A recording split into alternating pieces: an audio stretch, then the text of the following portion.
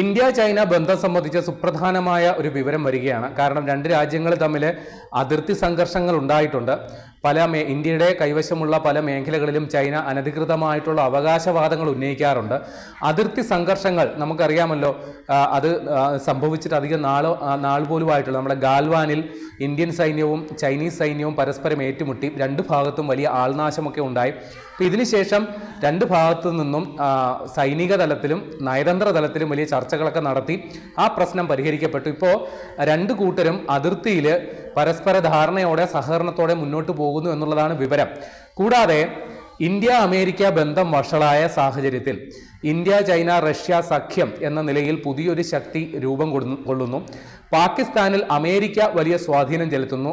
China പതുക്കെ പാകിസ്ഥാനിൽ നിന്ന് അകലുന്നു, ഇന്ത്യയോട് കൂടുതൽ അടുക്കുന്നു. ഈ സാഹചര്യത്തിൽ ഇന്ത്യ ചൈന ബന്ധം അത് പുതിയ സംഭവ വികാസങ്ങൾ അതിൽ സൃഷ്ടിക്കുന്നു എന്നുള്ളതാണ് സംഗതി.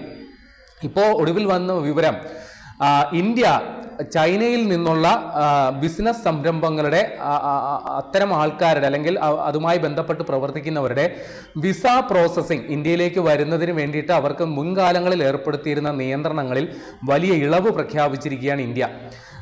അതായത് ഏതെങ്കിലും ഒരു ചൈനീസ് സംരംഭകൻ അല്ലെങ്കിൽ ചൈനീസ് വ്യവസായ ശൃംഖലയുമായി ബന്ധപ്പെട്ട് പ്രവർത്തിക്കുന്ന ഒരാൾ സമാനമായ ഒരു ആവശ്യത്തിന് വേണ്ടിയിട്ട് ഇന്ത്യയിൽ മുതൽ മുടക്കുന്നതിനോ ഇന്ത്യയിൽ ഏതെങ്കിലും തരത്തിലുള്ള വ്യാപാര സംബന്ധമായ ആവശ്യങ്ങൾക്ക് വരുന്നതിനോ ഒരു വിസയ്ക്ക് സമീപിച്ചാൽ പരമാവധി 4 ആഴ്ചയ്ക്കുള്ളിൽ ആ വിസ അനുവദിക്കണമെന്നുള്ളതാണ് ഇപ്പോൾ ഇന്ത്യയിൽ നടപ്പിലാക്കപ്പെട്ട പുതിയ ചട്ടം.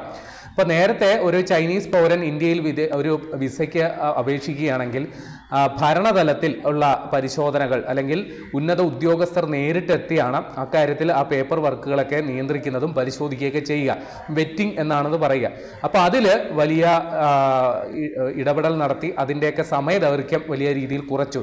സാധാരണഗതിയിലുള്ള വിസ പ്രോസസ്സിംഗ് രീതിയിലേക്ക് ചൈനീസ് പൗരന്മാരുടെ വിസകളിലും ഇന്ത്യ ആ രീതിയിൽ നിലപാടെടുത്തു എന്നുള്ളതാണ് വിവരം. അപ്പോൾ ഇക്കാര്യത്തിൽ ചൈനയും വലിയ സന്തുഷ്ടി പ്രകടിപ്പിക്കുകയാണ്. ചൈനയിലെ വിദേശകാര്യ വക്താവ് ഇന്ത്യ വളരെ പോസിറ്റീവായിട്ട് രണ്ടു കൂട്ടർക്കും സഹായകരമായ രീതിയിൽ രണ്ടു കൂട്ടർക്കും പ്രയോജനപ്രദമായ രീതിയിൽ ഇക്കാര്യത്തിൽ നിലപാടുകൾ എടുക്കുന്നത് സ്വാഗതാർഹമാണ് എന്നുള്ളതാണ് ചൈനയുടെ നിലപാട്. അപ്പോൾ ചൈനയുമായിട്ട് അല്ലെങ്കിൽ ഇന്ത്യയുമായിട്ട് വലിയ രീതിയിലുള്ള സഹകരണം ഉണ്ടാക്കാനാണ് ആഗ്രഹിക്കുന്നത് എന്നുള്ളതും അവർ പറയുന്നുണ്ട്. അപ്പോൾ നമുക്കറിയാം, ഇന്ത്യയും ചൈനയുമായിട്ട് വലിയ രീതിയിലുള്ള അതിർത്തി തർക്കങ്ങൾ കഴിഞ്ഞ ദിവസവും ഇന്ത്യയിലെ അരുണാചൽ പ്രദേശ് സംബന്ധിച്ച് ചൈന വലിയ അവകാശവാദം ഉന്നയിച്ചു. ഇന്ത്യ അക്കാര്യത്തിൽ വലിയ എതിർപ്പ്, വലിയ വിയോജിപ്പും അമർഷവും ഇക്കാര്യത്തിൽ ചൈനയെ അറിയിക്കുകയും ചെയ്തതാണ്. ഇങ്ങനെ രണ്ടു കൂട്ടരും തമ്മിൽ ഏറിയും കുറഞ്ഞും ചില തർക്കങ്ങൾ നിലനിൽക്കുന്നുണ്ടെങ്കിലും തന്ത്രപരമായും രണ്ട് കൂട്ടരും ഇന്ത്യയും ചൈനയും തന്ത്രപരമായ ഒരു സാമീപ്യം അടുപ്പം ഉണ്ടാക്കുന്നു എന്നുള്ളതാണ് വിവരം. പ്രത്യേകിച്ചും ഇന്ത്യയും ചൈനയും റഷ്യയും അടങ്ങുന്ന പുതിയൊരു അച്ചുതണ്ട് ലോകക്രമത്തിൽ രൂപപ്പെടുന്നു. അതും അമേരിക്കൻ വിരുദ്ധ ശക്തി എന്ന രീതിയിൽ ഈ സൗത്ത് ഏഷ്യൻ രാജ്യങ്ങളുടെ വലിയൊരു കൂട്ടായ്മ ഉണ്ടാകുന്നു എന്നുള്ളതാണ് വിവരം. പ്രത്യേകിച്ച് പാകിസ്ഥാന് ചൈനയ്ക്ക് ഇപ്പോൾ ഇന്ത്യയോടടുക്കാൻ കൃത്യമായ ഒരു കാരണം കൂടി ഉണ്ടായിട്ടുണ്ട്. കാരണം പാകിസ്ഥാന് ഇപ്പോൾ ചൈനയോട് വലിയ താല്പര്യമൊന്നുമില്ല, അമേരിക്കയോടാണ് വലിയ താല്പര്യം. പ്രത്യേകിച്ച് പാകിസ്ഥാന്റെ സൈനിക മേധാവി അസീം മുനീറിന് ട്രംപിനോട് വലിയ ആഭിമുഖ്യമുണ്ട്. അവർ തമ്മിലുള്ള വ്യക്തിബന്ധവും ആ രീതിയിലാണ്. ഈ ഒരു സാഹചര്യത്തിൽ ചൈനയ്ക്ക് പാകിസ്ഥാനിലുള്ള അവരുടെ നിക്ഷേപങ്ങളെക്കുറിച്ച് അവരുടെ പദ്ധതികളെക്കുറിച്ച് വലിയ ആശങ്കയുണ്ട് എന്നുള്ളതാണ് വാസ്തവം. അക്കാര്യത്തിൽ നേരത്തെ തന്നെ ചൈന പാകിസ്ഥാനെ കടുത്ത വിയോജിപ്പ് അറിയിച്ചിരുന്നു. അമേരിക്കയ്ക്ക് വലിയ സഹായവും സഹകരണം ചെയ്യുന്ന രീതിയിലാണ് നിങ്ങളുടെ നീക്കമെങ്കിൽ ഞങ്ങൾ പാകിസ്ഥാനിൽ നടത്തിയിരിക്കുന്ന നിക്ഷേപങ്ങൾ അടക്കം പിൻവലിച്ച് പൂർണ്ണ രീതിയിലുള്ള നിസ്സഹകരണത്തിലേക്ക് പോകും എന്ന ചൈന മുന്നറിയിപ്പ് നൽകിയിരുന്നു. ഈ ഒരു പശ്ചാത്തലത്തിൽ കൂടിയാണ് ഇന്ത്യയുമായിട്ടുള്ള സഹകരണത്തിൽ വലിയ മുന്നോട്ട് പോക്ക് ഉണ്ടായിട്ടുള്ളത് എന്നുള്ളതാണ് നമ്മൾ മനസ്സിലാക്കേണ്ടത്. അപ്പോൾ അമേരിക്കയുമായിട്ട് ഇന്ത്യ ഒരു വ്യാപാര കരാർ സംബന്ധിച്ച് ചർച്ച അല്ലെങ്കിൽ ഒരു തർക്കത്തിലേക്ക് പോവുകയും ഇന്ത്യയിലെ കയറ്റുമതി വലിയ രീതിയിൽ തടസ്സപ്പെടുകയും ചെയ്ത സാഹചര്യത്തിൽ ചൈനയിലേക്ക് ഇന്ത്യക്ക് വലിയൊരു ആക്സസ് തുറന്നു കിട്ടി ഈ ഒരു പുതിയ സാഹചര്യത്തിൽ. അങ്ങനെ ചൈനീസ് വിപണിയിലേക്ക് കൂടുതൽ സാധനങ്ങൾ വിൽക്കാനായിട്ട് ഇന്ത്യക്ക് ആ ഒരു ഘട്ടത്തിൽ കഴിയുകയും ചെയ്തിരുന്നു. പക്ഷേ കണക്കുകൾ പരിശോധിക്കുമ്പോൾ രണ്ട് രാജ്യങ്ങളും തമ്മിലുള്ള വ്യാപാര ഇടപാട്, കയറ്റുമതി ഇറക്കുമതി തമ്മിൽ വലിയ അന്തരമുണ്ട്. കഴിഞ്ഞ സാമ്പത്തിക വർഷം 2024-25 സാമ്പത്തിക വർഷത്തിൽ ഏതാണ്ട് $127.71 ബില്യൺ വ്യാപാരമാണ് രണ്ട് രാജ്യങ്ങൾക്കിടയിൽ നടന്നതെങ്കിൽ ഇന്ത്യയുടെ കയറ്റുമതി അതിൽ വെറും $14.25 ബില്യൺ മാത്രമാണ്.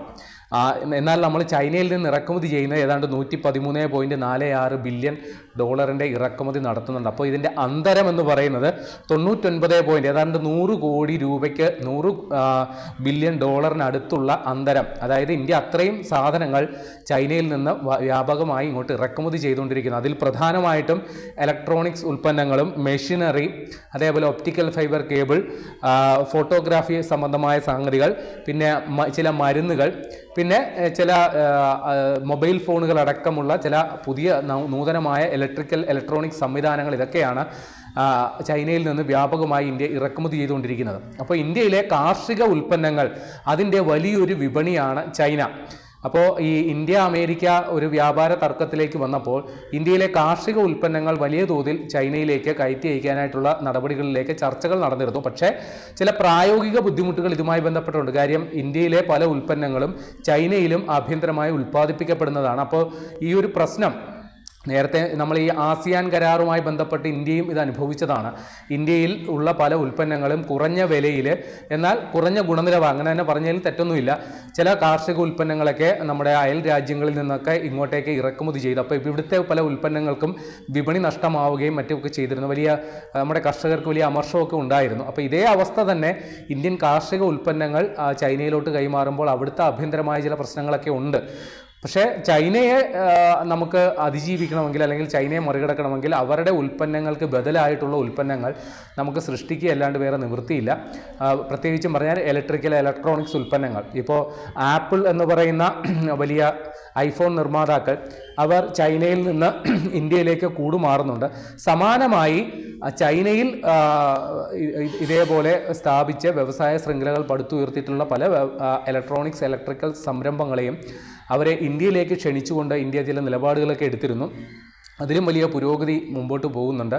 പിന്നെ ചൈനയ്ക്ക് അവരുടെ ചൈനീസ് വാഹനങ്ങളടക്കമുള്ളവ ഇന്ത്യയിൽ വിറ്റഴിക്കുന്നതിനൊക്കെ താല്പര്യമുണ്ട്. അതിന് ഇന്ത്യ വലിയ രീതിയിലുള്ള വിപണി നിയന്ത്രണമൊക്കെ ഏർപ്പെടുത്തിയ സാഹചര്യത്തിലാണ് അതിൽ വലിയ മുന്നോട്ട് പോക്ക് ഉണ്ടാകാത്തത്. ഏതായാലും രണ്ട് രാജ്യങ്ങളും തമ്മിലുള്ള പുതിയ സഹകരണ അത്തരത്തിലുള്ള സാധ്യത തുറന്നു കിട്ടുമ്പോൾ ഇപ്പോൾ ഈ പറയുന്ന വിസ പ്രോസസ്സിങ്ങിൻ്റെ അടക്കമുള്ള കാര്യങ്ങളിൽ വലിയ ഉദാരമായ സമീപനം ഇന്ത്യ സ്വീകരിക്കുമ്പോൾ ഭാവി കാലത്ത് ഇന്ത്യയും ചൈനയുമായിട്ട് വലിയ രീതിയിലുള്ള പ്രഖ്യാപനങ്ങൾ ഇതുമായി ബന്ധപ്പെട്ട് രണ്ട് രാജ്യങ്ങളും തമ്മിലുള്ള സഹകരണം സംബന്ധിച്ചുള്ള പുതിയ പ്രഖ്യാപനങ്ങൾ ഉണ്ടാകും എന്ന് തന്നെയാണ് നമ്മൾ മനസ്സിലാക്കേണ്ടത്. ഇനി പാകിസ്ഥാനുമായിട്ടുള്ള ചൈനയുടെ ബന്ധം സംബന്ധിച്ചും വലിയ നിരീക്ഷണം ഇന്ത്യ നിരീക്ഷിച്ചുകൊണ്ടിരിക്കുകയാണ്. കാര്യം അവർ അനുദിനം അകന്നുകൊണ്ടിരിക്കുന്നു എന്നുള്ളതാണ് വിവരം. അമേരിക്കയോട് പാകിസ്ഥാൻ അടുത്തുകൊണ്ടിരിക്കുമ്പോൾ ചൈന പാകിസ്ഥാനുമായിട്ട് അകലുന്നു എന്നുള്ളൊരു വിവരം.